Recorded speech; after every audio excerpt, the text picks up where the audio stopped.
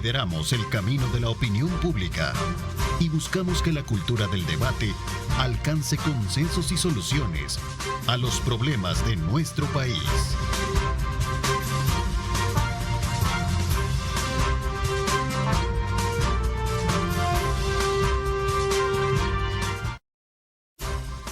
¿Qué tal? Buenos días, El Salvador, ¿cómo están? Qué placer enorme saludarles. Y así es, hay que amanecer con un buen humor, hay que amanecer desde luego con mucho optimismo, siendo muy positivo, sobre todo porque este es un día viernes. Bienvenidos a una edición especial más de Diálogo 21. Nos complace, como siempre, llevarles a ustedes una oferta de programación televisiva que desde muy tempranas horas de la mañana, desde luego, les llega con la oportuna información de nuestros colegas periodistas. Bienvenidos a la edición especial esta mañana.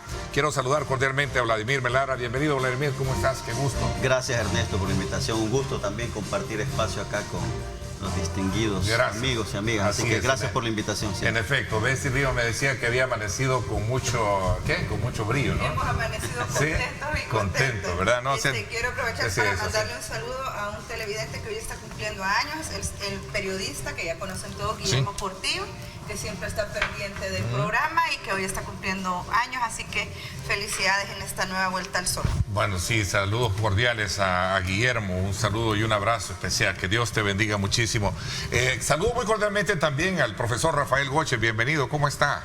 Buenos días, estimados colegas, buenos días a la audiencia, buenos días Ernesto, estamos en una oportunidad más para el ejercicio responsable de la ciudadanía a través de comentarios y análisis de la actualidad política. Así es, en efecto. Romeo Auerbach, ¿cómo estás también? Buenos días. ¿Contento a todos, a los panelistas. Es viernes, sí, ¿no? Es viernes, los viernes son días especiales. Sí, el viernes y el cuerpo lo sabe. El cuerpo lo sabe. Y saludos sobre todo a los que nos ven del otro lado. Y me estaban escribiendo que nos están viendo ahí en el Seguro Social, ahí que está sobre la Juan Pablo II. O sea que qué bueno. Ojalá que pasen rápido su consulta. Saludos muy especiales a todos ellos. Saludos también a nuestros buenos hermanos en el extranjero. Muchísimas gracias a todos aquellos salvadoreños por el mundo. Muchísimas gracias también por estar siempre pendientes de nuestra señal y en especial de este programa del día viernes. Bueno, este día sin duda alguna no podemos pasar por alto un abordaje importante para conocer cuál será la siguiente fase en la que debe de entrar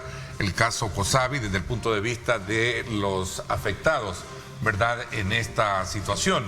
Quiero hacer mención importante para que cada uno de ustedes pueda tomar ese punto de partida a efecto de no entrar en mayores detalles de lo que ya todos hemos discutido en otros escenarios, especialmente cuando se trata de ver el tema del luto de los familiares, ¿no?, que hay que respetarlo, hay que guardárselos. Por un lado, y por otro lado también de todas esas teorías que se han escuchado alrededor del tema del accidente. Así es que, por respeto a las víctimas y especialmente a sus familiares, les invito a que nos mantengamos sobre la base de hacer un análisis sobre la situación jurídica de COSAVI, qué es lo que viene por delante, y más aún cuando han habido ciertos pronunciamientos por parte de los afectados en el transcurso de esta semana. Eso será uno de los temas por los cuales vamos a arrancar desde luego en el análisis y otros que vamos a sumar en el transcurso de nuestra programación. Vamos a ver, comenzamos un poquito hoy que ha sucedido esta situación. Me gustaría, Vladimir, comenzar contigo, que nos des tu punto de vista, cuál es tu expectativa sobre este caso y este nuevo escenario en el que se abre el tema del desfalco millonario en esta importante cooperativa. Gracias, Ernesto. Buenos días nuevamente. Mira, yo necesariamente hay que iniciar ofreciéndoles pues nuestra condolencia realmente a los familiares de las víctimas de este accidente lamentable. Yo sé que es un momento muy difícil, muy duro, así que nuestra solidaridad, ¿verdad?, por este golpe emocional que ellos han sentido, y también creo que la gran mayoría de los salvadoreños, ¿verdad?, porque siempre que se pierde una vida es importante rescatar, ¿no?, el legado de cada una de ellas. Así que mi respeto para las víctimas y los familiares de los fallecidos en este lamentable accidente. Yo creo, Ernesto, de que, digamos, entrando un poco en el tema que tú planteas sobre COSAVI, yo creo que hay que reconocer que la situación pues se complica, ¿no?, un poco, y yo creo que es tiempo para que las autoridades puedan hacer un planteamiento de solución ya definitivo, porque yo veo estoy viendo que hoy, sobre todo, es más recurrente el activismo que están tomando muchas de las víctimas, ¿verdad?, de este desfalco, en las que muestran decir su preocupación, ¿verdad?, porque cuál va a ser el final de sus ahorros. Incluso yo me atrevería a decir que es como una especie de agonía, ¿no? Sí. Vi a unos señores que habían traído todo su capital del extranjero. Sí.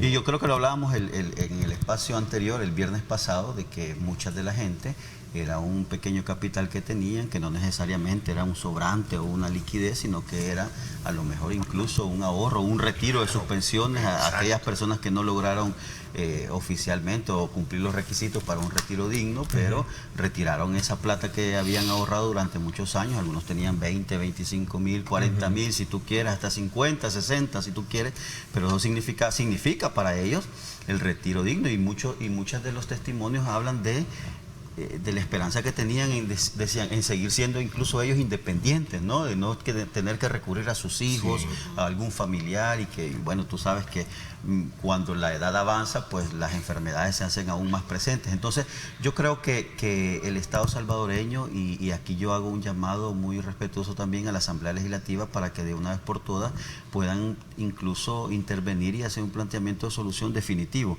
Yo creo que esto pasa, sin duda, por una investigación. Yo creo que la Fiscalía debe tener un protagonismo decidido, porque aquí también hay muchas cosas que no se están diciendo. Entonces, las víctimas de este desfalco deben de tener toda la realidad. Las víctimas deben de saber justamente y tener la certidumbre de cuándo y cómo, sobre todo de qué manera se les va a ser entregado o reintegrado ese dinero. Yo creo que ahí está el punto clave que tú acabas de mencionar. Sí, y yo creo que la certidumbre parte sobre la claridad de la información, ¿verdad?, para las víctimas. Entonces hay que saber justamente de qué se trata este desfalco para empezar a ver las soluciones, porque entiendo que el gobierno de El Salvador por supuesto, empezó a hacer el reintegro de los ahorros, pero hay un segmento todavía importante. E incluso, fíjate que yo, por cuestiones de los azares, conozco tengo un conocido que tiene un ahorro importante, no de 50, sino que aún más importante, pero digamos que es un dinero lícito, ¿no? Y él también está un poco preocupado porque dice, mira, este es mi ahorro, una inversión importante que yo hice y no tengo certeza todavía. Va a regresar. Entonces, yo creo que quiero dejar planteado algo. Yo creo que las autoridades deben de tener un protagonismo decidido, deben de darle certidumbre a las víctimas. ¿Cuál será este nuevo horizonte a partir de lo sucedido? A partir de Exactamente. Voy a ver, a propósito, voy a poner en perspectiva en el siguiente informe, para que tengamos mayores elementos de juicio de lo que realmente representa este tema en particular. Veamos.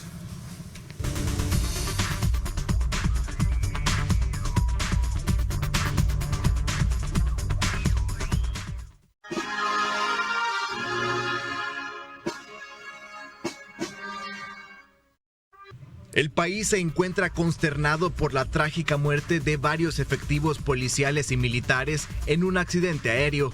Entre ellos, el director de la Policía Nacional Civil, Mauricio Arriaza Chicas, y el subdirector de áreas especializadas, Douglas Omar García Funes, fueron actores clave en la denominada guerra contra las pandillas, impulsada por el presidente Nayib Bukele. Ellos murieron en el cumplimiento del deber mientras trasladaban al ex gerente de COSAVI, Manuel Cotto, a la capital salvadoreña para ser presentado ante los medios de comunicación. Manuel Cotto estaba siendo investigado por acusaciones de defraudación económica y lavado de activos relacionados con un desfalco estimado en $35 millones de los ahorros de los socios de la cooperativa. De acuerdo con documentos de la Fiscalía General de la República, el caso involucra a 32 personas y los afectados temen que el fallecimiento de Cotto, un actor clave en el proceso, pueda desviar la investigación. Lo que se ha acabado o lo que se ha terminado, ha llegado a su final, es la posible responsabilidad penal a la que iba probablemente a ser condenado este señor en el final de un proceso penal, cuando la sentencia quedara firme y ejecutoriada, pero la responsabilidad civil permanece, se mantiene. Entonces no incide esto en todas las situaciones que se están dando. Por otro lado, la decisión de los diputados de la Asamblea Legislativa para que el partido Arena presente nuevas ternas para la elección de magistrados al Tribunal Supremo Electoral ha sido cuestionada. si no hubieran presentado ternas con personas que no cumplían los requisitos, Nuevas Ideas no tuviera el pretexto de estar haciendo lo que está haciendo. Así que la primera responsabilidad para mí es de los proponentes, que no cumplen lo que debe de hacerse. A mí me llama poderosamente la atención porque solo la de Arena, o sea, no lo estoy defendiendo porque no cumple los requisitos, o sea, yo estoy de acuerdo en que se la rechacen, pero es que la del FMLN es igual. Es que la de Nuevas Ideas también es igual. O sea, entonces, ¿a qué juegan? Los alcaldes tampoco se escapan de la polémica, y es que tras haber cumplido más de 100 días en el cargo, siguen los cuestionamientos por la falta de obra y la falta de transparencia en algunas alcaldías que se niegan a entregar información sobre salarios, dietas y acuerdos municipales decretados en el Consejo. Estos y otros temas serán analizados esta mañana en el debate político semanal de Diálogo 21, conducido por Ernesto López. Reportó Jonathan Cortés.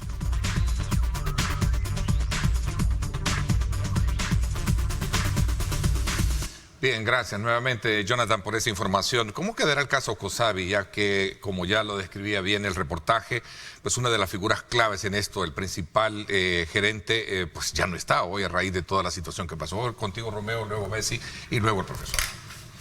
Yo creo que es importante para los amigos que nos están viendo hacer un contexto de lo que está pasando en este caso de Cosavi y aclarar varios puntos.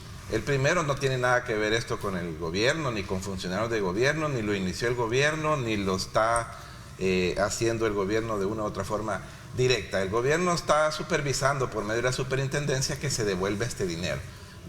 Intervino, yo creo que en tiempo, porque hay que aclarar, las cooperativas eran supervisadas por el INSAFOCOP, que ya no existe. ¿Ve? Ahora las cooperativas que tengan que ver con dinero van a ser supervisadas por el Banco Central de Reserva. Y los bancos son supervisados por la Superintendencia del Sistema Financiero. ¿Qué es lo que pasó en este caso?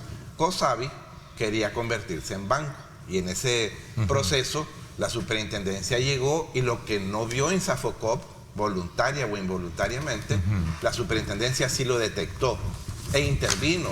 Inclusive se supone pues que ya habían sacado varios millones de dólares fuera del país, inclusive varios de los principales responsables como el señor Cotto ya habían oído. Se aclara esto porque es una cosa que el gobierno está actuando hasta donde tiene que hacer, es una cosa privada, no es un desfalco público a algo que era de gobierno o algo que era de una alcaldía o de una autónoma, es una empresa privada, es una cosa privada, Cosavi. Entonces hay que devolverle el dinero a la gente, pero no es un proceso, ninguna institución financiera, ni el banco más grande de este país tiene toda su liquidez, o sea, el dinero que tiene en sus estados de cuenta lo tiene en líquido. Están en préstamos, están en proyectos. Entonces, lo que sí le tiene que dar tranquilidad, sé que lo vamos a hablar más aristas de este caso, lo que le tiene que dar tranquilidad a los que tienen su dinero es que, según esos mismos estados financieros, Cosavi tiene suficiente patrimonio y suficiente bienes para resarcir a la gente que tiene sus ahorros. Hay que tener también en cuenta, por justicia, ¿verdad? Por ejemplo, hasta ahorita creo que han devuelto ya el dinero a los que tienen de capa de $20,000 ahorrados para abajo. Que por ejemplo, si una persona tiene un depósito que vence en el 2025, legalmente cuando firmó él aceptó esa parte contractual, no puede decir ahorita que se lo devuelvan porque no ha vencido lo que él firmó, pero le tienen que dar los intereses, que hay gente que dice que no le están dando ni los intereses, igual que el que debe. Recordemos que a Cosavi hay gente que hizo préstamos, ellos también no crean que ya se hizo el agosto, que hay un problema en Cosavi o que se murió el señor Cotto y no van a pagar los préstamos, tienen que seguir pagando los préstamos, tampoco le pueden pedir de un solo el dinero del préstamo, si era para plazo de 60 meses, tienen que seguir manteniendo la legalidad. Yo pidiera paciencia porque a veces la gente pues trata yo los entiendo, es un momento difícil para los que están ahí. Lo que voy a decir suena bien duro, pero fue una decisión en su momento. Nadie los obligó, ellos decidieron por esa institución porque iban a ganar unos puntos más. Así funciona esto en todo el mundo. Las instituciones que son más sólidas, las instituciones que tienen más clientela, dan menos intereses y las instituciones que quieren llamar a clientelas para crecer, dan un par de puntos más y la gente decide por donde se. Creo yo que aterrizando en esta parte, la gente tiene que estar tranquila que se le va a devolver el dinero. Y el gobierno tiene pues que seguir haciendo lo que yo siento que está haciendo perfectamente, la supervisión en la devolución de este dinero. Vamos a ver, Bessie, ¿cómo ves tú este escenario en la que ya no existe uno de los principales implicados? Digamos también, ¿por qué la Asamblea Legislativa en su momento no quiso entrar a crear una comisión especial para hacer una investigación extraordinaria? Sí, sin duda. En primer lugar, bueno, las condolencias a estas familias que han quedado en luto, a estas viudas, porque son por al menos 8 o 9 viudas más los niños que quedaron huérfanos. Un saludo también para casa, porque también aquí en casa hemos tenido ese sentimiento. Vaya, mis respetos para Jennifer Valle, que se ha estado defendiendo incluso en redes de señalamientos inescrupulosos. Partiendo de eso, definitivamente, como dice Romeo, en el caso de COSAVI, esta es una institución privada y es un desfalco, digamos, entre privados. Lo que no es cierto es de que el Estado no tenga nada que ver. Ahí falló la supervisión de INSAFOCOOP, porque INSAFOCOOP tuvo que haber dado seguimiento a la primera audiencia que tuvieron allá por 2017, donde se hace un señalamiento de parte de las auditoras de que existen malos manejos de los fondos públicos. Pero ¿qué pasa? INSAFOCOOP manda a 2 deudoras y morosas de COSAVI. Por supuesto, a la hora del proceso administrativo, la cooperativa alegó, mire, me están señalando irregularidades en mis manejos, pero INSAFOCOOP me manda a 2 deudoras y morosas embargadas. ¿Juego de palabras? No, ningún juego de palabras, perdóname. Si vos me vas a supervisar a mí, debes de tener capacidad moral para hacerlo. Es correcto. Entonces, ¿por qué INSAFOCOOP hizo eso? Se está investigando eso, se investigó, porque eso fue hace rato. No fue que, no es cierto que empezaron con el tema de que me quiero hacer banco, no es cierto. Ya tenían señalamientos de ratos de INSAFOCOOP y no le dieron seguimiento. Entonces, ahí hay un tema donde el Estado falló. Además, el Estado debe de darle seguimiento a este tema de las cooperativas. Definitivamente, cuando una cooperativa te está llamando a que te va a dar una mejor tasa de interés o te va a brindar otros beneficios, es porque quiere captar fondos, y si quiere captar fondos es porque no tiene liquidez, y si no tiene liquidez, cuidado. Ahí deberían de tener el ranking de las mejores prácticas, de las mejores tasas. ¿Dónde están los rankings? ¿Dónde deberían dar la tasa? Hace poco le estuve viendo, me parece que a la Fiscalía había sacado un parámetro de tasas. Las tasas andan por estos y por estos números. Eso es lo que debe de hacer el Estado. No es que se meta en el tema de cómo trabajan los privados, y no es que deje de ser menos cierto que cada quien decide dónde meter sus fondos, pero que el Estado le falló. Entonces hoy tiene que garantizar la devolución.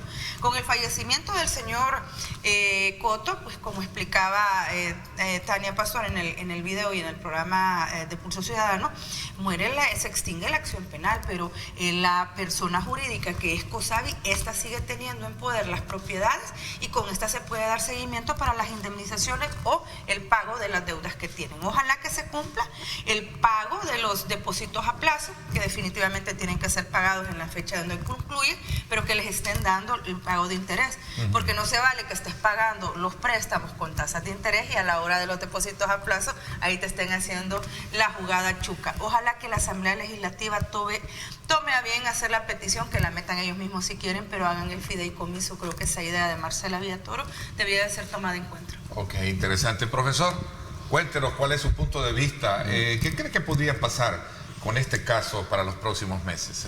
Vale, mira, yo lo que veo ahí, primero me trato de poner en el lugar de las personas que tienen o que pusieron su dinero en COSAVI.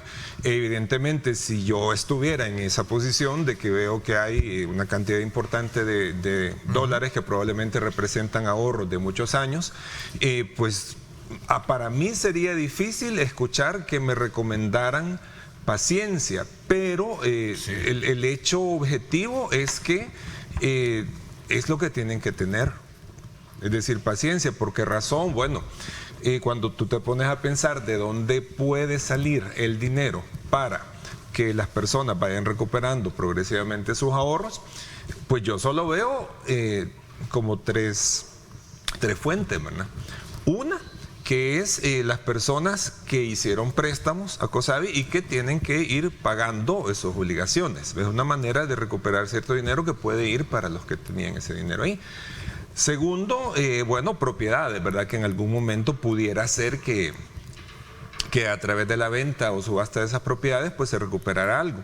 Y el tercer elemento, que es el que se complica con el fallecimiento del principal acusado en este caso, es la posibilidad de recuperar algo del dinero que presuntamente fue trasladado a otros países, ¿verdad? Entonces, claro, al haber fallecido la persona implicada, pues esto complica más todavía el asunto, pero que a largo plazo o a mediano plazo se va a solucionar, yo creo que sí se va a solucionar. Lo que sucede es que también las personas, especialmente las personas implicadas que han formado algunos comités y que han dado algunas declaraciones públicas, tienen que tener clara una cosa. Lo que menos le conviene a la gente que está afectada en COSAVI, lo que menos le conviene es la politización del caso. Y cuando digo politización, quiero decir una cantidad de teorías conspirativas que se han dado relacionadas con este caso, en donde ya prácticamente se hacen señalamientos sin ningún fundamento, a pura especulación, y eso complica. Bueno, para mí hay un ejemplo bien claro. Digamos que los afectados acuden a la Asamblea Legislativa y pues ellos tienen derecho de solicitar, como la Asamblea tiene derecho de decir si procede o no procede. Pero a veces por la prisa, por la ansiedad que genera este tema de dinero, digamos, acuden en primera instancia pues a la bancada de Nuevas Ideas, y probablemente en ese primer acercamiento o los acercamientos que hayan tenido, pues tengo entendido que no progresaron, pero inmediatamente ¿qué es lo que hacen? Que se van con los diputados de Arena, y ya cuando entran ellos en juego, a mí me parece que ahí se les garantiza prácticamente que no les van a hacer caso. Por todo lo que implica el pasado, bueno, por todo el tema político que entonces yo creo que ahí pues ellos tienen que tener mucha cautela, incluso algunas declaraciones que yo estuve escuchando hace un par de días que quizás fueron en un momento un tanto impertinente, entonces porque estábamos en shock, estamos todavía en shock por la tragedia ocurrida, pero ellos que tienen que ser muy cautelosos, muy estratégicos pues para buscar agilizar las cosas. Yo en particular creo que sí se va a solucionar, pero cada vez los techos de lo que se va a ir devolviendo, pienso que cada vez el tiempo que pasa entre un techo y otro va a ser más largo, precisamente porque pues sí, de 1,000 a 2,000, de 2,000 a 3,000, y ya ahorita estamos en 20,000 para llegar a los 30,000. ¿Qué piensan ustedes? Mira, vamos a abrir un poquito el debate así sobre ese futuro de esa parte legalista, ¿no?, del caso, ¿no? Sí, mira, necesariamente al tocar el tema de COSAVI siempre hay que tocar temas políticos, ¿verdad? Es imposible abstenernos de eso, y yo creo que estrictamente por ejemplo, hay un tema, es decir, en el tema de las investigaciones que yo quisiera poner sobre la mesa. Lamentablemente la muerte del señor Cotto pues deja como, digamos, cuto, ¿no? De alguna manera el proceso que se llevaba. Pero ¿tú crees que afecte? Yo coincido. Pero sí, es una responsabilidad penal, si no existiría. Creo que lo civil, entiendo, lo he escuchado decir de los abogados. Continúe, bueno. Lo que yo quiero tocar es que yo no he visto, y ojalá, y lo digo con mucha de verdad que paciencia, respeto a la Fiscalía, pero yo no he visto a la Fiscalía porque parece que todo se enfiló con el señor Cotto, ¿verdad? Es decir, casi unipersonalmente. Entonces, a mí la lógica me llama que es bien difícil que una sola persona haya tramado semejante desfalco, de ser cierto el desfalco, de ser cierto que se cumpla la acusación de la Fiscalía, ¿verdad? Entonces, en ese sentido, no he visto que las investigaciones, o al menos la información que le han presentado a la opinión pública o a las instancias políticas, pues, que siempre tienen protagonismo en una sociedad, no veo yo investigaciones en otro sentido, es decir, con otros individuos, con otras personas, con otras sociedades. Y solo esto. Sí. Ese es un tema en el tema de la investigación. Ahora, lo otro con el tema de los ahorros, miren, yo siento que hoy el Estado salvadoreño, hoy precisamente en esta actualidad, de algo que sí no adolece es, digamos, de el control casi político que tiene de todas las instituciones. Y fíjate que hay una figura que es jurídica, que casi es coactiva, que yo creo que en este caso, yo creo que para darle tranquilidad a las víctimas, sobre todo las víctimas del desfalco, y que están con esa incertidumbre si se les va a entregar o no sus ahorros. Perdona, pero esto estamos hablando que es un bien, es de interés público, pero hay una figura que se llama la expropiación, y yo creo que el Estado, en estas condiciones que tiene hoy de control político, puede sin ningún problema asumir esta figura jurídica, esta institución, y darle tranquilidad. Sentí que me empezó la izquierda bastante. Vamos a ver, así ya porque hay otros temas acá. Me dicen, tenemos el tema también sobre quién puede ser el nuevo director de la Policía Nacional Civil, ¿no? La verdad es que la pérdida... para cerrar el caso Kosavi, ¿no?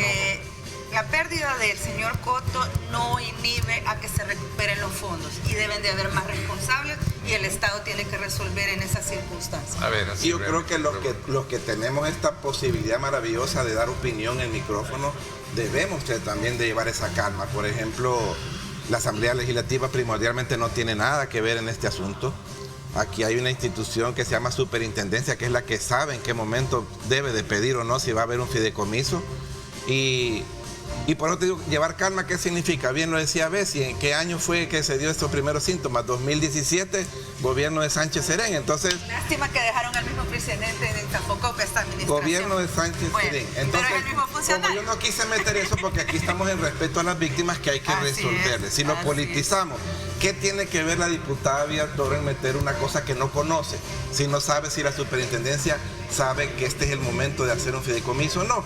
Entonces a los que están, de verdad, las que son las víctimas, un poco de paciencia y no se vayan ahí en los chucos, no se vayan en la parte política. Falta darle la condolencia a las víctimas que se están muriendo de ese desfalco, al que se le pide paciencia, ojalá que no se muera más gente. Pero no es culpa del Estado, las condolencias ahí están. Porque el Estado tenía que supervisar. Sí, pero es que fíjate que meter ese tema de personas, yo entiendo pues el dolor de personas los que afectados, fallecen, ¿no?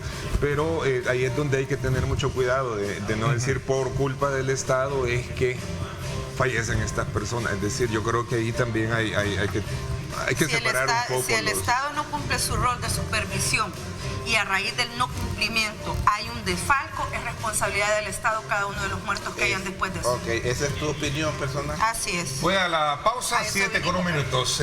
¿Cuál es el perfil que debe de reunir el nuevo director de la PNC? Vamos a la pausa, gracias por estar con nosotros.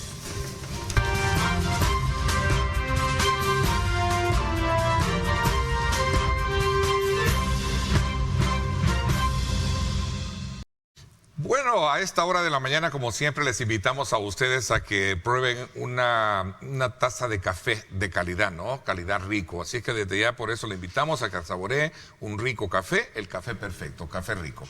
Vamos a continuar desde luego con el tema esta mañana. Café rico, ¿verdad? Excelente, gracias. Vamos a, desde luego, a otro tema que también subyace un poco este elemento, y es ¿quién deberá asumir las riendas o qué perfil debe de tener el nuevo director de la PNC? Fíjate que cuando el presidente se presenta en la capilla ardiente y empieza a dar su posición, sus condolencias a las víctimas, me llamó la atención algo interesante. Él decía, jamás pensé ver a nadie frente a la PNC que no fuera el comisionado Arriaza Chicas. Nunca me pasó por la mente.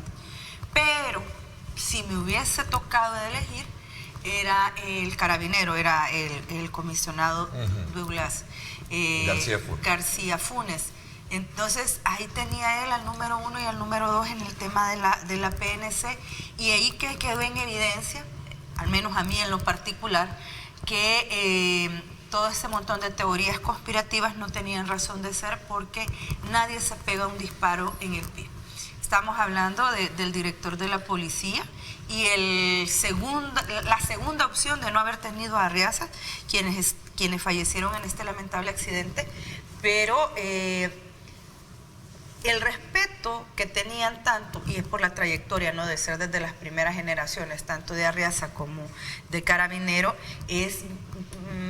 va a ser un poco difícil encontrarlo. Sí. Yo creería que la opción que va a utilizar el presidente es poner al ministro Villatoro por lo menos sosteniéndole la peña un rato, ¿no? Y así cumple el tema de que tiene que estar un civil. No veo yo, habrá que ver qué otros cuadros tiene ahí, pero que gente, porque en esas instituciones de cuerpos uniformados jerárquicas, la persona que pongas ahí arriba tiene que tener una ascendencia sobre el resto de la gente que forma la institución, y debe de tener respeto. Y el único civil que yo recuerdo que respetaba la corporación policial fue a Rodrigo Ávila. De ahí, civiles fuera de la institución no se veía ese respeto, y era por el tema de que es gente que no son, como los conocen ellos, no son botavirgas. O sea, hay gente que anda en el territorio con ellos. Alguien así es lo que tienen que buscar. Vamos a ver, profesor, y entramos en el juego también del debate. Sí, mira, fíjate que en este tema yo creo que hay que separar dos cosas. ¿Sí? Cada persona es insustituible, pero es insustituible para sus seres queridos, ¿verdad? Es decir, nadie te puede reemplazar a un padre, a un esposo, a un familiar cercano que fallece en estas circunstancias. Eso es irreemplazable y es irrepetible. Pero tenemos que ver también el plano institucional, ¿verdad? Entonces, en un plano institucional, esto es un reto para la corporación policial, porque si bien es cierto, las personas fallecidas eran personas de un alto perfil técnico, muy capaces, y también que gozaban de la plena confianza del presidente y de la población, el reconocimiento de la población, pero no puede ser institucionalmente, no digo personalmente, institucionalmente, no puede ser que la Policía Nacional Civil carezca de elementos que puedan asumir esos cargos y que vayan a tomar ese relevo, ¿verdad? Entonces yo creo que ahí pues está el reto de que también las instituciones tienen que continuar, porque si bien es cierto, es un duro golpe que 3 personas de alto rango, y probablemente, como ya el mismo presidente lo dijo, número 1 y número 2,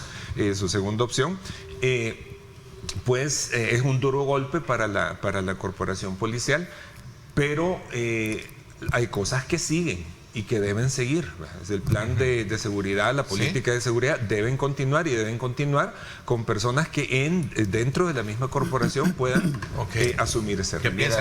Mira, yo creo que el profesor dijo algo muy cierto, y es que y lo digo con todo el respeto, la vida sigue, ¿verdad? Y hay que continuar. Yo creo que aquí el presidente sin duda es el más indicado, por supuesto, pero yo creo que aquí va a prevalecer el tema de la confianza, ¿verdad? Y el compromiso que pueda tener este futuro funcionario, sobre todo con los planes de seguridad que tiene este gobierno. Yo creo que la evaluación, y Bessie lo puso sobre la mesa, y yo no había caído en eso, pero yo creo que también está sobre la mesa el tema de que la posibilidad de que sea un civil, ¿verdad?, el que asuma la tarea. Sin embargo, yo creo que dentro de la policía hay cuadros, Mendoza Cordero.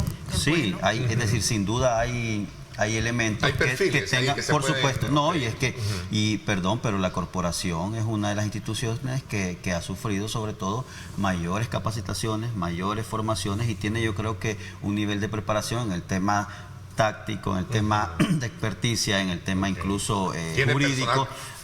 Pero yo creo que va a prevalecer, como decía yo, el tema de la confianza, y sobre todo el compromiso que este futuro funcionario pueda tener con los planes de seguridad, que son muy particulares. Personas de confianza, está el tema de los civiles, ¿verdad? Podría ser Villatoro, y igual nos puede dar la sorpresa de poner a la comisionada, a la Colocha ahí, ¿verdad? Dirigiendo mujer y civil, dirigiendo la policía. ¿Qué piensas de lo que has dicho todo? Con gente de confianza, ¿verdad? Romeo no lo ponga. El tema es serio, Bessie, no estamos aquí para... Por eso puede ser la comisionada. Yo creo que en la Policía Nacional Civil, después de 32 años de que se está funcionando, hay suficientes elementos buenos, elementos profesionales, policías de carrera. Sí, la misión es difícil, la del presidente, porque tiene que llenar 3 espacios, un director general, y en ese helicóptero iban 2 subdirectores de diferentes áreas. No nos olvidemos del comisionado Romero, muy importante en el área de inteligencia policial. Hay que pensar en la subdirección de la policía, que me parece que estaba acéfala. No en funciones. Entonces tiene que llenar varios espacios. Y creo que adentro de la policía, y recordemos cuando empezó el primer gobierno del presidente Bukele, mantuvo un buen rato al mismo ministro de Hacienda que tenía el FMLN y puso a Alejandro Zelaya de vice. Al rato Alejandro fue el ministro y hoy tenemos que Gerson es el ministro de Hacienda. O sea, creo que hay suficiente policía de carrera como para que de ahí pueda salir, pero por supuesto que es la decisión constitucional del presidente, muy difícil, porque él mismo lo dice en ese velorio. Él no estaba pensando inclusive ni en quién podía sustituir al comisionado Arriaza Chicas. Y si pensaba en quién, también iba en el helicóptero porque era el comisionado García Funes. Yo creo que, y el que llegue, creo yo que la población vamos a tener que tener mucha confianza y paciencia, como el presidente nos pide en muchos temas, porque el estandarte del comisionado Arriaza ha quedado muy alto. Entonces el que llegue tenemos que tener esa paciencia de que sea una persona que simple y sencillamente continúe con esta guerra que tenemos. Sí, ahí tiene que ser alguien que respete la institucionalidad, que lo respeten de la institución y que goce de la confianza del presidente. Ojalá sí se mantenga el espíritu de la creación de la PNC y que sea una dirección civil, y ojalá sea mujer. Mire, la Carolina Recinos es una buena opción. Sí, o sea, bueno, vamos a ver, abramos un poco el debate acá porque los veo un poco callados. Sí, lo que pasa es que, o sea, para mí, eso particularmente, por supuesto, el presidente va a decidir, pero para mí tiene que ser un miembro de la corporación, ¿verdad? Porque si bien es cierto... Un hombre de carrera. Claro, no porque tienen una formación, tienen una trayectoria, han pasado por los diferentes puestos, ascensos, etcétera. Entonces eso yo creo que le da también mucha legitimidad, que si ponen a un civil puede verse como entonces no va un puesto como más político.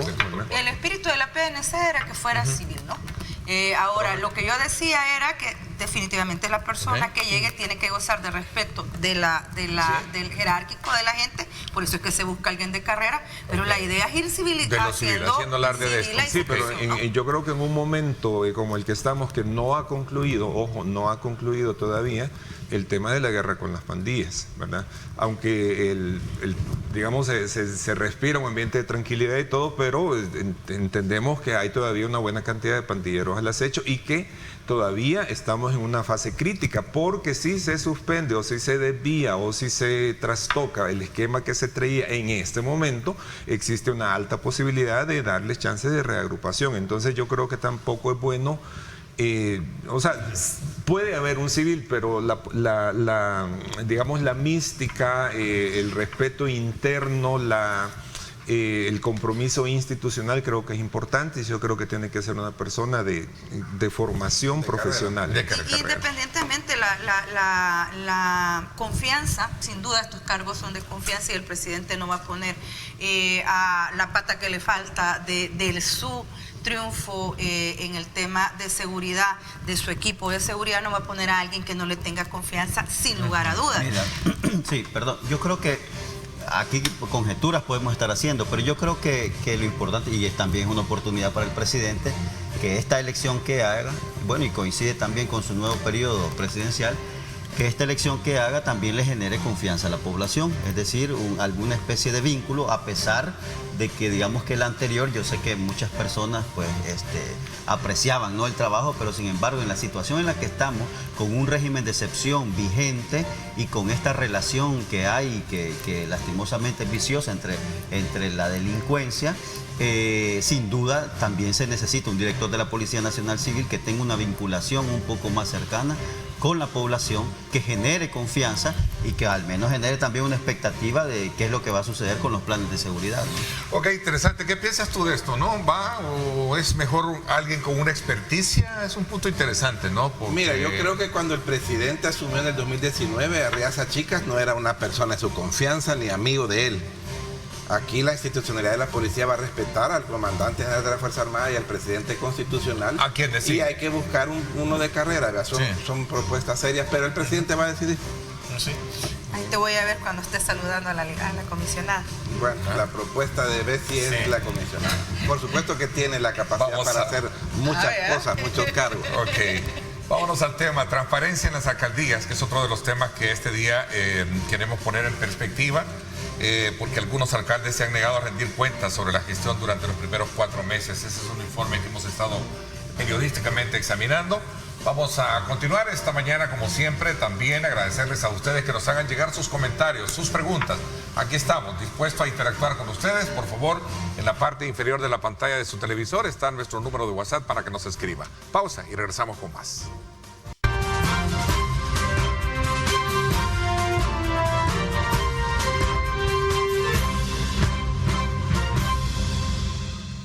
Bien, gracias nuevamente por estar con nosotros. Solo para cerrar el tema anterior, y lo voy a asumir de manera muy responsable, porque quieras o no, por ahí suena muchísimo la pregunta, bueno, y con todo este nuevo vacío que deja el liderazgo de 2 grandes figuras que estuvieron al frente de la policía, ¿creen que se puede llegar a militarizar la policía, como se dice? Yo creo por que ahí? esa es una Cuéntenme. especulación bastante...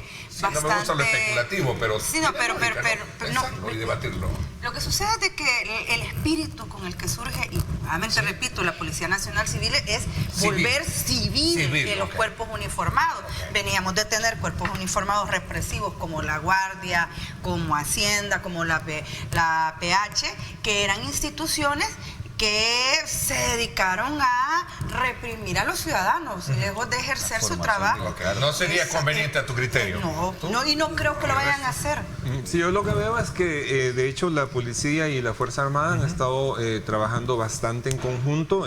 Bueno, hay muchos patrullajes donde hay una amplia mayoría de soldados, pero anda un policía o 2 para efectos de procedimiento, y yo creo que esa era la única manera de enfrentar a las pandillas. O sea, es cierto, el espíritu de la civilidad con que se creó la Policía Nacional Civil, acordémonos que fue precisamente después de un periodo de guerra y la preguerra, incluso en donde prácticamente eran los que se llamaban los cuerpos de seguridad de dictaduras militares, ¿verdad? Pero entonces yo creo que ahí también hubo como un cierto desbalance, pues, que se venía de una etapa muy represiva y luego se pasó a una etapa muy permisiva. Entonces, yo creo que ese elemento de juicio. Mira, yo o sea, lo que quiero decir es, yo creo que es una excelente oportunidad para que, Bessie lo puso en el tema, yo no tenía realmente la perspectiva, pero es una excelente oportunidad para que un civil pueda asumir la dirección de la policía, sobre todo en la coyuntura en que estamos,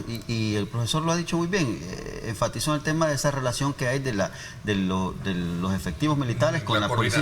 Pero, a ver, nadie aquí está ignorante de los riesgos que estamos corriendo de esa famosa articulación o coordinación que hay en las instituciones, que por supuesto hay un nivel de coordinación que debe de funcionar, pero sin embargo la policía naturalmente debe de tener una esencia ciudadana, y esa confianza, esa vinculación que debe tener con la población, yo creo que es oportunidad en este momento para que un civil pueda asumir. Yo creo que no, es más, si al final ese es el propósito que se seguía, bueno, aquí todos somos testigos, ¿no? Después, en la época, en los 12 años de guerra, todo lo que se vivió justamente porque el espíritu y la formación militar que había en este país es la que ocasionó las represiones, el abuso de poder, y por eso es que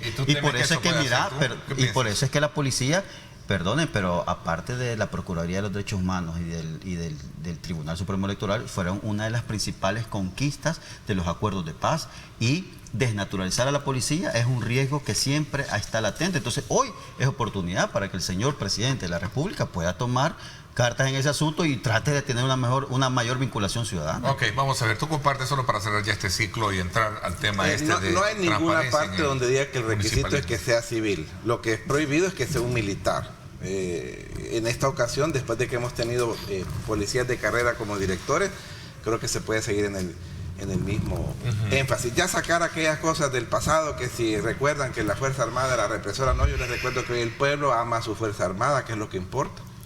Lo que sucedió antes. Pero para otro programa, insisto, el riesgo es latente, ya lo vimos justamente en los momentos de pandemia, como las fuerzas militares abusaron de su poder. O sea, no estamos exentos de que la violación de los derechos... No, es un hecho concreto, no es perspectiva. Sí sabes del caso del monstruo del Puerto del Triunfo, el que violó a infinidad de mujeres. Y recordemos también, bueno, y podemos recordar también el caso de allá de la zona costera de La Libertad también, donde efectivos militares... Pero no es la generalización. No es la generalización. Solo quiero indicar algo. Es un riesgo siempre latente el abuso de la autoridad y sobre todo por la naturaleza. ¿Tiene que ver eso con el tema? No, que no me estás diciendo de que la policía está exenta de cometer delitos. No, ni la policía. Si hasta vos no estás exenta de cometer delitos, no se diga la policía que está actuando. Mira, al final yo creo que la reflexión que se debe hacer es la siguiente: es una oportunidad para que también un ciudadano, un civil, pueda asumir esta tarea. Si al final la policía fue creada justamente para que haya una mayor vinculación con la ciudadanía. Un televidente y nos la hace y dice de la siguiente manera. Veamos la pregunta. Podría ser ahí está, buenos días Ernesto, ¿puede ser un militar director de la PNC? Eso sí hay antecedentes, incluso que aunque los hayan dado... un militar, pero sí ya pasó, la vez anterior estuvo. Sí, pero fue declarado, fue separado. Recuerdo. Incluso un militar, aunque en aquel momento lo que hicieron fue darle subterfugio ahí, ¿verdad? Que andaba en su calidad de... Se consideró fraude de ley darle baja. Sí, y eso ya, con ese antecedente, y ahí sí yo no estaría de acuerdo. No hay necesidad, hay policías de carrera. Veamos otra pregunta también, que bueno, nos interesa interactuar con el público. Vamos a ver la pregunta. Dice así: saludos, la visión de la PNC era que fuera conducido por civiles para respetar el tema de derechos humanos. Pero es que está repitiendo lo que Bessi y Vladimir han dicho, y es la visión que está repitiendo ellos. Televidente, o sea que usted no piensa, dice Romeo que nosotros le decimos. No, es que mira, ¿dónde dice que la visión es que un civil? Decimos. El tema de derechos humanos. No, Bessi, pero ya para que dejes de hablar paja. ¿Dónde dice? ¿Dónde dice? Contéstame dónde dice que un civil debe ser. Deja hablar pues, porque tenés la mala costumbre. Y vos tenés la mala costumbre de hablar sin parar, Bessi. Vamos a ordenarnos. Mira. Ok. Si vos ibas a sustituir a Tania, por lo menos trata de llegar a la altura. Entonces, vamos a yo estoy sustituyendo a Tania. Vamos a ver. No, quiero que aclare ese punto. Vamos a entrar en detalle, pero vamos a ver. No me ha contestado dónde dice que un civil. No deja, que aquí está vos, Neto, y los dos hablándome al mismo tiempo. A ver, hoy lo dejo. Yo estoy moderando. Entonces dejen hablar. Dame 30 segundos, sí. Fácil, la creación de la PNC venía en función de retirar los cuerpos represivos. Eso significaba hacer ciudadana a la policía y que fuera dirigida por ciudadanos para el respeto de los derechos humanos. Esa es una creación que todo el mundo la sabe y vos sos mayor que yo y estabas ahí. ¿Dónde dice que civil? Vamos a ver, ahora mira, Ernesto, y el nombre de la Policía Nacional Civil se llama. Vamos a ver, profesor, 30 segundos. Ahí hay una asociación que no es correcta. Es decir, que porque sea civil va a respetar los derechos humanos, entonces si es militar no los va a respetar. No, yo creo que el respeto de derechos humanos es civiles, militares, eclesiásticos, todos, ¿verdad? Ahora, en el caso de la Policía Nacional Civil, yo creo que, pues, y también de la Fuerza Armada, si hay abusos, entonces tiene que haber controles y tiene que haber procedimientos sancionatorios, pero por ser civil se garantice que se respete, no, yo creo que es derechos humanos para todos. Ok, vamos a ver. Mira, pero lo que ha dicho ahorita el profesor, ese es el deber ser, ¿verdad? O sea, ese es en el país perfecto, ¿verdad? Pero que nos muestra a nosotros los antecedentes con los militares. Tuvimos, a ver señores, tuvimos una guerra de 12 años y dejemos la guerra. Pero también los guerrilleros fueron iguales, vos, ¿de qué estás hablando? Mira, solo los militares violaron los derechos humanos. A ver, pero te lo voy a plantear en contexto. Una voz que si te va a nivelar, aquí ese cantadito que los militares violan los derechos humanos y los guerrilleros del partido que tú representas, vamos a ver, que termine la idea. Quiero terminar la idea. Es que volvieron a sacar ese trauma antiguo y ya superen. No, es que mira, es que ese es el problema cuando uno tiene memoria. Y ese es el gran problema que tenemos en este momento, incluso en los sistemas educativos. Tratar de decir que eso ya pasó, que ya no cuenta. Es que ese es el problema. Cuando uno quiere olvidar la historia, estamos condenados a repetirla. No se debe olvidar. Y yo le quiero recordar a Romeo, hay cientos de informes sobre la guerra civil. de los responsables de las violaciones de los derechos humanos. Y ahí hay un protagonista, imperdible, que es el Estado salvadoreño a través de la Fuerza Armada. Y también quiero decirle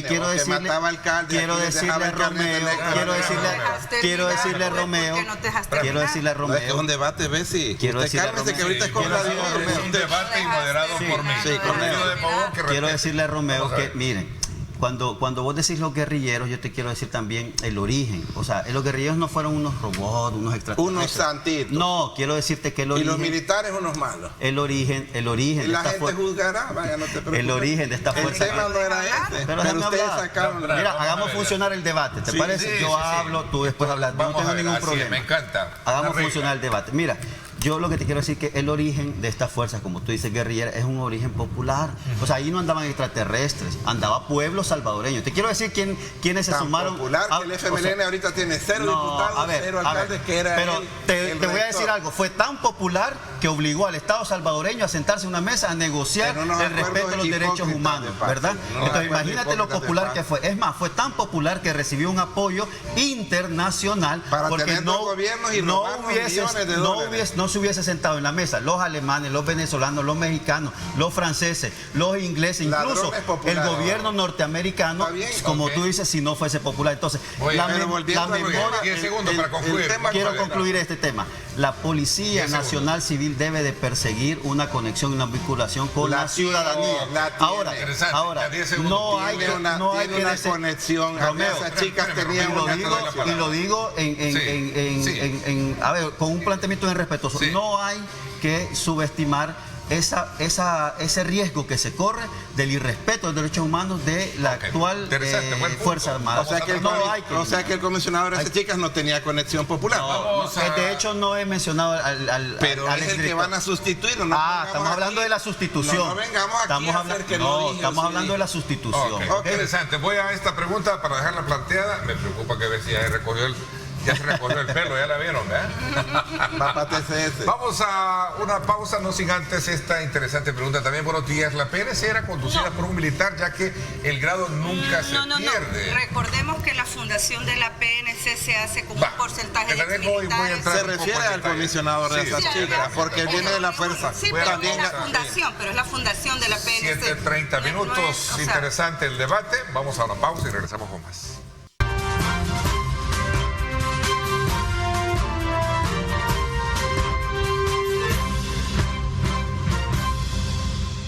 Bueno, gracias nuevamente por estar con nosotros. Sin duda alguna, detrás de las cámaras, en los cortes, hay un debate más intenso, muy interesante también. Vamos a ver, esta es una pregunta que estaba muy bien planteada, pero que tú decías que no era el cargo. Sí, era un cargo militar, entiendo, se mantiene vigente. No, es que la pregunta la hacía, ve si quiere explicar algo, le voy a robar unos segundos. La pregunta la hacía porque el comisionado de esa chica, al igual que el comisionado García Funes, provienen de la cuota de la Fuerza Armada de hace 30 años cuando se formó la Policía Nacional Civil, que también había una cuota, si no recuerdo, 20% del frente, 25% y de la Fuerza Armada y el resto civiles. Ahora todos ellos son policías de carrera y pueden ser directores. Todos son policías de carrera, entonces no opera el tema de que fue un militar el que estaba delante de la dirección de la PNC. De hecho, el comisionado de Razas Chicas es el único que, entiendo yo, estuvo casi en todos los cargos de la PNC, casi en todos, con el ONI número 1, pues. Entonces, no funcionó. Era el número 1. Sí, él era el 001. Entonces, no es... ¿Quién era el 007? Ya ves que vos empezás. No le pone la seriedad del caso. Entonces, no opera el tema de que fuese un militar, ¿verdad? Porque estamos hablando de la fundación de la Profesor, PNC. vamos a ver. Sí, yo vuelvo al tema de la institucionalidad, es decir, la policía, bueno, tiene unos procesos, tiene una academia de seguridad pública, hay formación, no solo técnica, sino, bueno, de hecho tienen formación en el tema de respeto de derechos humanos, etcétera, al igual que lo debe tener la Fuerza Armada. Entonces yo me mantengo en que por legitimidad al interior de la corporación policial tendría que ser un policía de carrera, lo que no significa que se esté militarizando o que, digamos, se vayan a... O sea, riesgos siempre hay, en todas las instituciones hay riesgos, pero para eso tiene que haber controles. No sé, el resto. Sí, mira, yo solo digo que No, a ver, nada debe ser tan absoluto. No tiene, o sea, no es que no tiene que ser un policía, no que tiene que ser un civil. Solo planteo que es una maravillosa oportunidad para que se pueda aplicar una mayor vinculación con la ciudadanía en este nuevo director de la Policía Nacional Civil.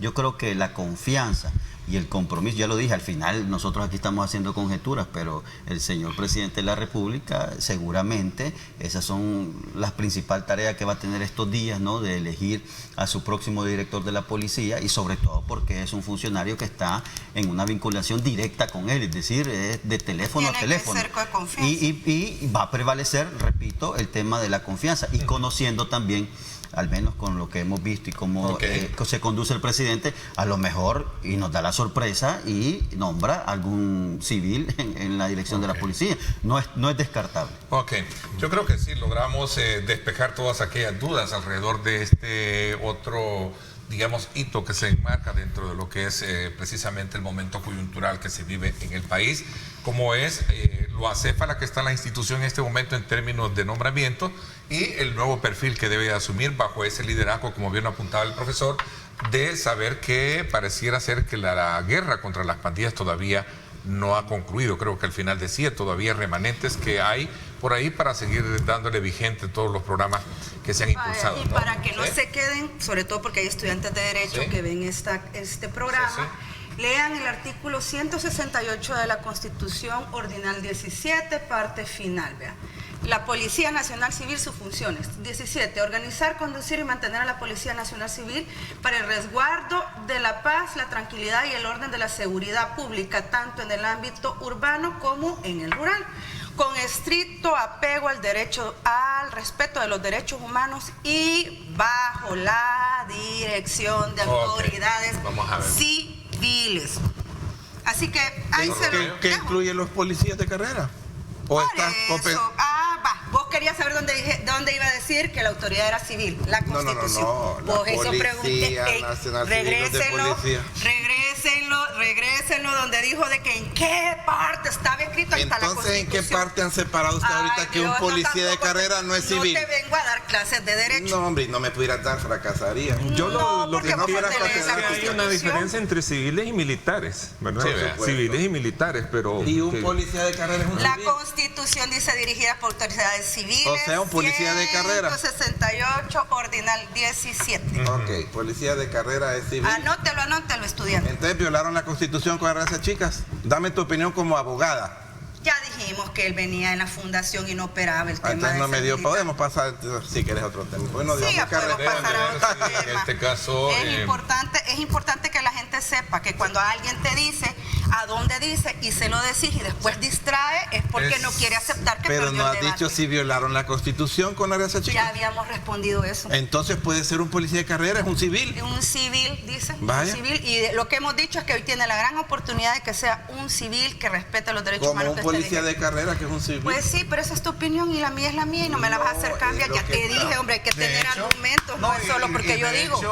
De hecho, es meritorio reconocer que cada quien maneja su punto de vista y que cada quien puede darlo a conocer y que sea nuestro público el que logre articular su propio pensamiento crítico al respecto. Yo solo una cosa quisiera añadir es que miren, así por tema de imagen, si es un civil, si no es un policía de carrera, existe el riesgo de que se pueda hacer señalamiento de politizar la institución. Es mucho más riesgoso que se politice con un civil que con un policía de carrera. Ahí se ve cuando alguien tiene argumentos. Bien, profesor. Y hay que aclarar que un policía de carrera, para efectos constitucionales, es un civil. Bueno, mira qué interesante porque coincides conmigo. Yo dije eso, ¿verdad? Me parece a mí me parece que la argumentación del profe Gochas haciendo un contrapunteo Señores, tiene peso. ¿Por qué piensan o por qué creen ustedes que los alcaldes han cerrado el acceso para rendir cuentas, han negado el hecho de rendir cuentas sobre la gestión durante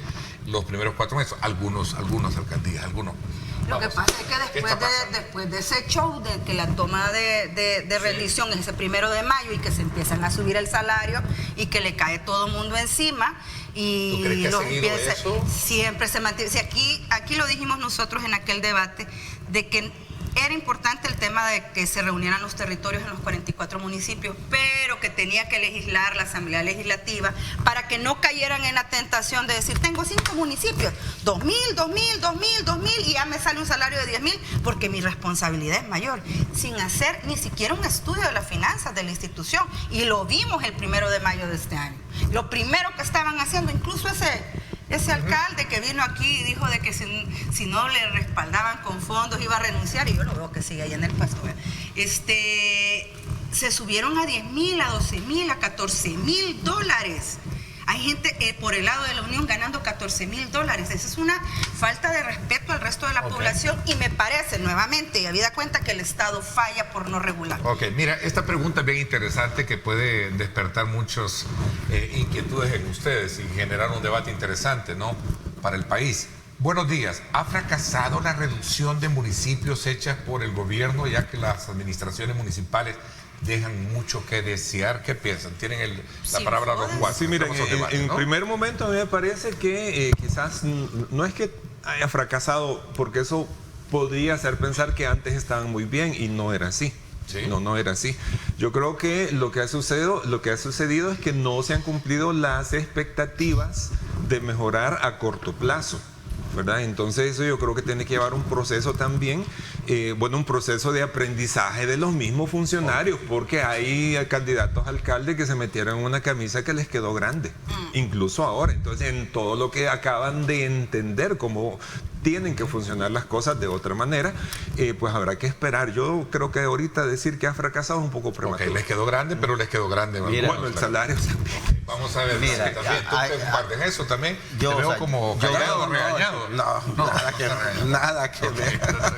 Vamos a ver. Yo veo... Pero ya voy a recoger el látigo. Mira, yo veo aquí en el tema de los municipios, yo veo dos ingredientes que también puedo poner a la mesa. Primero es el tema económico, o sea, ese es fundamental, por no decir el principal. O sea, se hizo este cálculo, que fue un cálculo electoral que hicieron para no tener una debacle electoral a la hora de la elección municipal. Ese cálculo, pues sí, les está saliendo un poquito caro, porque el desprestigio que están sufriendo los gobiernos municipales es estrepitoso, es decir, es una cosa, es un salto al vacío. Yo veo muy difícil, sobre todo por las condiciones económicas del Estado salvadoreño, que ni siquiera el gobierno puede ir al rescate porque no tiene de dónde ir a rescatar a estos municipios. Y lo otro es que un tema de competencias, es decir, de facultades de los funcionarios. Yo veo bien difícil, por ejemplo, en la alcaldía acá, en la principal alcaldía del país, ya hemos visto cómo los antiguos municipios de Cuscatancingo, Ciudad Delgado, totalmente abandonados. Porque primero no hay un capital humano que pueda hoy estar asistiendo técnicamente a estos municipios, y lo segundo es los recursos, los que estaban mencionando. Yo creo que sí. Yo creo que el fracaso, si bien es cierto, la palabra es grave, pero es inevitable. Y lo que estamos viendo es justamente eso, un abandono. Y yo no me voy a cansar de repetirlo, y lo digo porque me parece que ha sido una táctica, no sé, extraña, pero la actual administración de San Salvador, la alcaldía, mantiene cerrado cerca de 15 parques, que los tiene hechos con una mampara celeste ahí, medio chocante, ¿verdad? Desde hace más de 2 años. ¿No te hace pensar que puede ser que los estén reparando o hay algo ahí? Sí, por eso, pero 2 años estar reparando un parque es complicado. Demuestra un poco que, es complicado. Que no hay plato. Vamos a ver. Complicado. Pero ¿qué pasó con lo de la apertura, que es el tema, ¿no? La falta de informe, transparencia. Mira, hablar si han fracasado esta nueva composición de municipios cuando solo llevan 4 meses me parece muy precipitado y muy prematuro. Hablar de que se hizo esa reforma con un cálculo electoral, un poco complicado, porque la oposición no ganó una tan sola alcaldía en el país, ni una. Y siempre cuando me dicen eso, me dicen, ¿y la de Arena, de Antiguo? No, esa alcaldía la ganó doña Milagro Navas, no la ganó Arena. No, pero tú estás hablando con los resultados, con el sistema actual.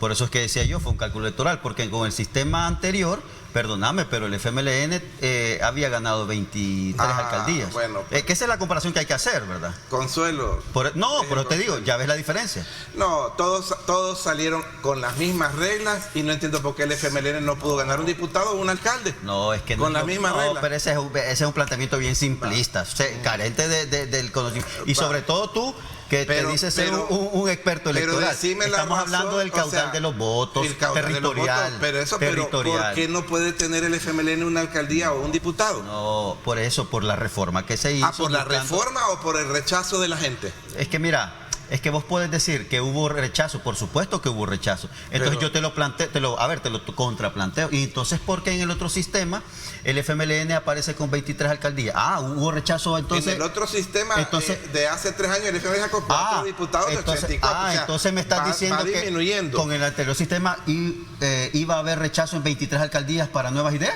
No, según tu planteamiento, ¿verdad que no? Aquí la excusa no puede ser que perdiste por una reforma. No, es que te estoy hablando que, a ver, es un sistema electoral que funcionó con esta reorganización. Terminamos pasando de que las alcaldías como tú tocas el tema del pasado aludido y te a este lado le duele mucho el pasado y la represión y los traumas que deberían de superarlo. Cuando utilizamos tu argumento te das cuenta que sí golpea en el sentido de que y entonces ¿por qué Nuevas Ideas ganó alcaldía o por qué ganó 6? No, espérame. Entonces es que mira, con ese sistema ¿por qué tú tienes 6 alcaldías? Mira, Vladimir? Te lo recuerdo, está siendo 6 de 44. Está siendo muy simplista y te lo repito. Entonces, ¿por qué en el sistema anterior el FMLN hubiese ganado 23? Lo único simple es que la gente ya no quiso arena ni enfrente, ¿va? Capaz no, está claro. Mira, también está claro al final el caudal de votos en total, el absoluto que hubo, y usted muy bien lo sabe, de cuál fue incluso la afluencia de votantes, si querés hablar realmente de este golpe político y electoral, quién la sufrió realmente. Y todos estamos... Como un dato importante es que los alcaldes, imagínate, los alcaldes que todos no son antigobierno, digamos, deben de ser empáticos porque en municipios que son pobres o que no tienen recursos no deben de haber. ¿Por qué será el tema? Va que de este lado les gusta irse a China. No deben de tener salarios que no son de acuerdo a la realidad de ese territorio. Esto sí es así. Si la Asamblea hiciera su trabajo, hubiera regulado un salario tope para las alcaldías para que no tuvieran la tentación de sumarse. 1.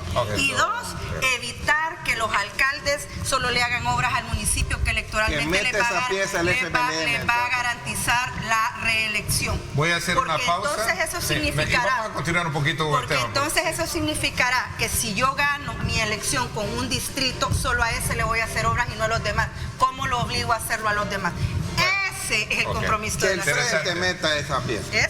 Vos ya no estás en la Asamblea, no quedás. Bueno, quiero hacer una aclaración pertinente. Hemos girado a través de nuestros espacios de opinión, incluso los noticieros, en apertura para los alcaldes dar sus puntos de vista con relación a estos temas.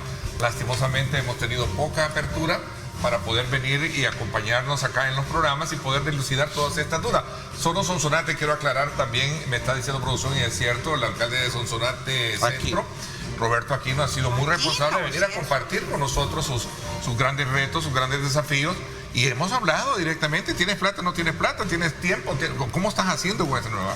Eso es lo que queremos con el resto. Así es que abierta la puerta, también lamentamos que no hayan venido el resto de alcaldes. Una pregunta para plantearla, me dice producción, y dejarla planteada cuando regresemos.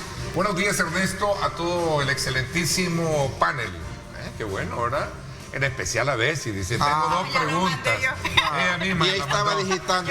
¿Qué se debe realizar antes de poder reducir municipios? ¿Qué se debe realizar antes de poder reducir? En caso futuro, ¿se podrá regresar a la misma gestión municipal que estaba anteriormente? Bueno, fíjense que ahí voy a acuñar una frase de Romeo. Voy a acuñar una frase de Romeo. Ganen las elecciones para poder revertir. Voy a la pausa, no me cambie, regresamos 7:48.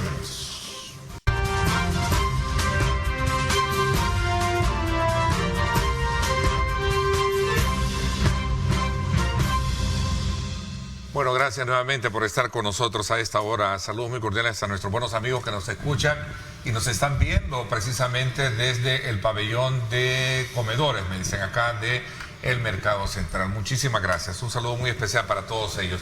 Había ahí esa pregunta, no sé si podríamos darle lectura también desde su perspectiva, profesor, y quisiera así ligeramente ver este otro tema, pero no nos va a quedar tiempo, aunque sé que nos puede dejar abierto digamos, la agenda para tratar el próximo viernes, si Dios lo permite, el tema de las elecciones de segundo grado del Tribunal Supremo Electoral.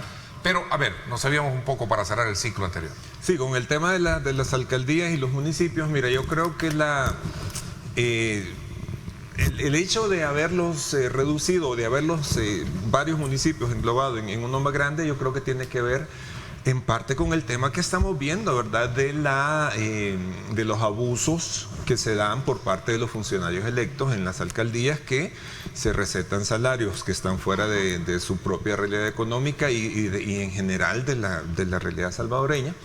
Es decir, había también el tema del mal uso de muchos recursos. Entonces entendí yo que al hacer menos municipios se iba a tener un poco más de control, y eso me lleva a reiterar una propuesta que yo en algún momento hice, pues cuando comenzó el escándalo de los salarios, es que tiene que haber una legislación que ponga tope a los salarios. Si hay que hacer reforma constitucional, bueno, ratifiquen el procedimiento y hagan la reforma. Coincide con Bessi, ¿no? Sobre lo que decía. Ajá, porque es que no se puede dejar que sea libre. Pero no se estaría tocando la autonomía, profesor, ahí estaría violando la autonomía de las alcaldías. Precisamente por eso tendría que haber una reforma constitucional, porque para evitar ese argumento, ¿no? Sí, interesante. Es bien complicado, fíjate, que los alcaldes te digan, fíjese que la falta de FODES, que sí opera el tema de la falta de FODES, que sí, esto les está pasando factura, pero no solo es la falta de FODES la que no les permite desarrollar sus municipios. Es que, a ver, ¿cómo vas a irte a un municipio que hoy tiene varios distritos y empezás a ganar $10,000 cuando venís de ganar en el anterior periodo 2,000, y entonces esos otros 8 tengo más responsabilidades? Hombre, pero ese entonces, es uno de los argumentos. Ahí es donde siempre insisto yo, ahí el tema de, en este país lamentablemente la gente es literalista. Ya vieron a Romeo, ¿dónde dice?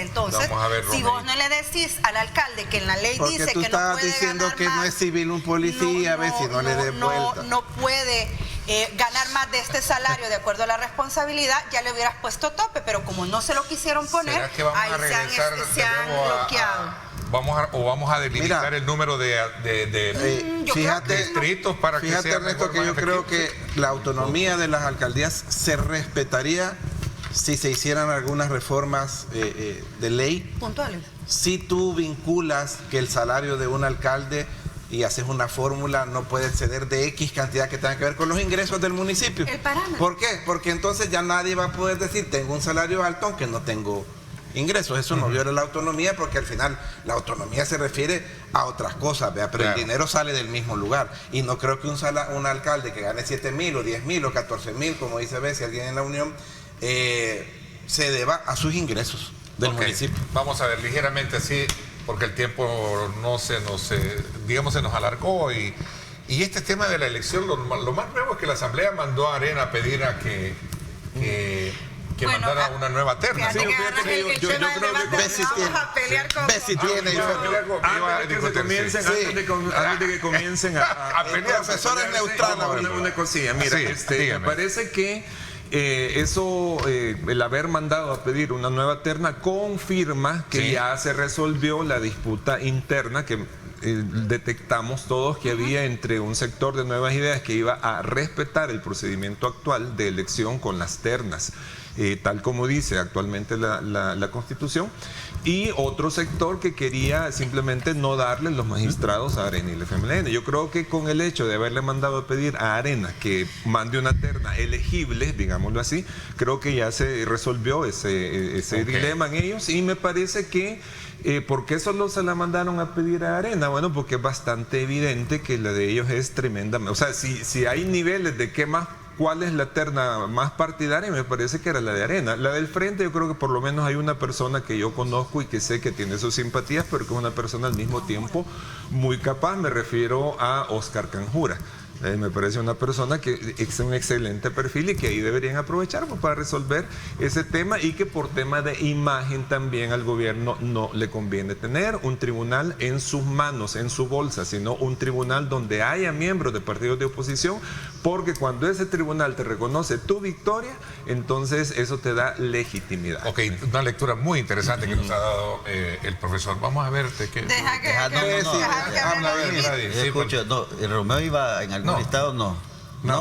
¿Listado de qué? De cromático que ahí lo vamos a tener, ¿no? Mira, de aquí lo bautizamos, de aquí salen. Sí. Vamos a ver, así que te ungimos. Mire, es bien... Eres muy bueno en esa materia. Para todos, eso sí. No, pero eres muy bueno en esa materia, ¿no? Sí, no, tiene experiencia electoral. ¿Tú tienes experiencia en eso? Vamos a ver. Nada más que vamos a estar ahí bien pendientes de las funciones. Sí. Mira, no, yo creo que aquí todo está alrededor del tiempo. Yo creo que este ha sido un mecanismo para ganar tiempo en esta elección, esa solicitud de una nueva terna. Sin duda van a aprovechar seguramente para poder tener alguna probabilidad de cambiar los perfiles. Mira, yo insisto y no voy a modificar el análisis o el planteamiento que he tenido desde un inicio. Si este sistema que tenemos ahorita político ha hecho semejantes cosas y respetado la Constitución, ha hecho elecciones, ha depuesto, ha dado golpes, tener al Tribunal Supremo Electoral afín absolutamente a ellos, yo creo que no, y lo digo, no los va a ruborizar, no les va a quitar el sueño, no tienen ningún problema. Ya quitaron fiscal, ya quitaron magistrados de la Sala de lo Constitucional.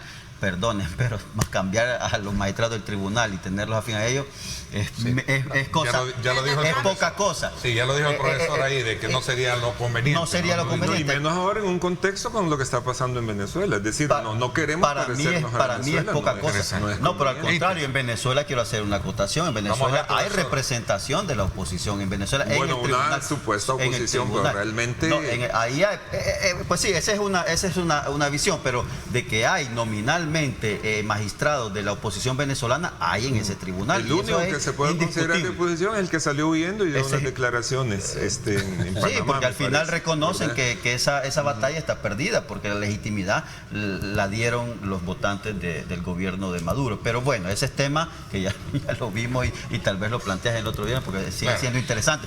Porque, a ver si hay nuevos elementos. No, y ese elemento el que mencionó el profesor, el ex candidato, pues salió prácticamente, pidió un salvoconducto y allá está en España y reconoció a las autoridades venezolanas. Y yo creo que ahí... yo creo que ahí... Primero no es que pidió un salvoconducto, o sea, sí lo pidió el procedimiento, pero prácticamente fue expulsado, pues. No, pero sí él es el que lo ha solicitado. Directa de cárcel y de una cárcel que podía acabar con su vida. Si es que cuando, perdonen, pero en cualquier país civilizado, si vos cometes un delito, te toca cárcel. No, y el delito es decir, miren, respeten el resultado. No, el delito, profesor, el delito... que le duplicó prácticamente la votación. El delito ha sido suplantar al órgano electoral, creando un nuevo espacio virtual y diciéndole estas actas son las válidas. No, ¿cómo no va a ser delito eso? Ni siquiera se lo han podido inventar. Aquí y en la China. Aquí y en la China ese es un delito. Entonces, está claro, imagínate. O decir, ¿te imaginas aquí en este país decir... Ernesto, ¿te imaginas en este país un candidato a decir, no, esas actas no valen, este es el sitio web donde ustedes pueden verificar las actas y nosotros somos los ganadores?